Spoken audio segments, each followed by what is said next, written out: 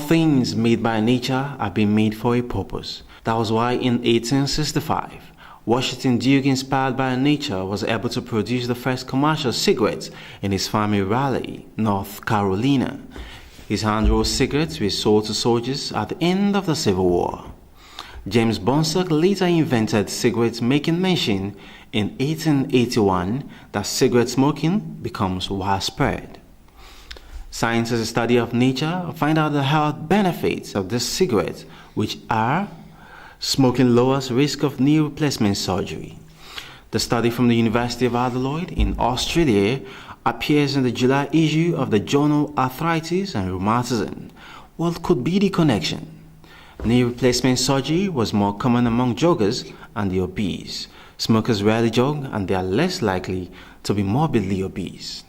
Smoking lowers risk of Parkinson's disease. However, the researchers were among the first to provide convincing evidence that smokers were less likely to develop Parkinson's. In a study published in Neurology in March 2007, these researchers found the protective effect wanes after smokers quit, and they concluded in their special scientific way that they didn't have a clue as to why. Smoking lowers risk of obesity. The relationship between smoking and weight control is complex. Nicotine itself acts as both a stimulant and appetite suppressant, and the act of smoking triggers behavior modifications that prompt smokers to snack less.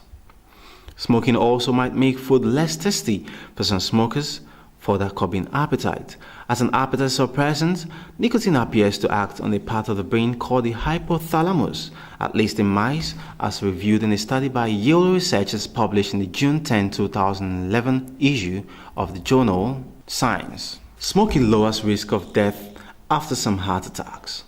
Compared with non-smokers, smokers who have had heart attacks seem to have lower mortality rates and more favorable responses to two kinds of therapy to remove plaque from their arteries: fibrinolytic therapy, which is basically medication, and angioplasty, which removes plaque by inserting balloons on stents into the arteries. Smoking helps the heart drug clopidogrel work better.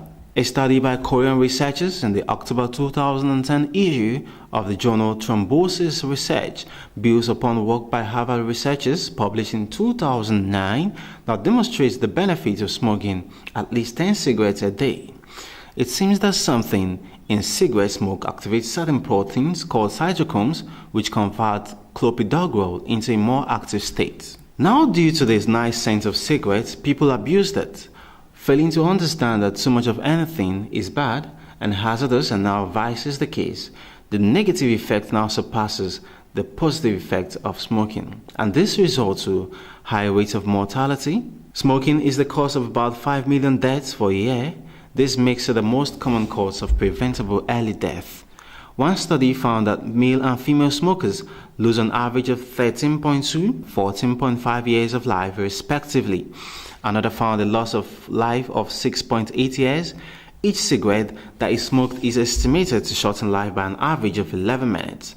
At least half of all lifelong smokers die early as a result of smoking. Cancers. The primary risk of tobacco usage include many forms of cancer, particularly lung and kidney cancer. Pulmonary damage. In smoking, long-term exposure to compounds found in the smoke, example, carbon monoxide and cyanide, are believed to be responsible for pulmonary damage and for loss of elasticity in the alveoli, leading to emphysema and chronic obstructive pulmonary disease. Cardiovascular disease. Inhalation of tobacco smoke causes several immediate responses within the heart and blood vessels. Within 1 minute, the heart rate begins to rise, increasing by as much as 30% during the first 10 minutes of smoking. Carbon monoxide in tobacco smoke exerts a negative effect by reducing the blood's ability to carry oxygen. Heart disease. Smoking also increases the chance of heart disease and stroke.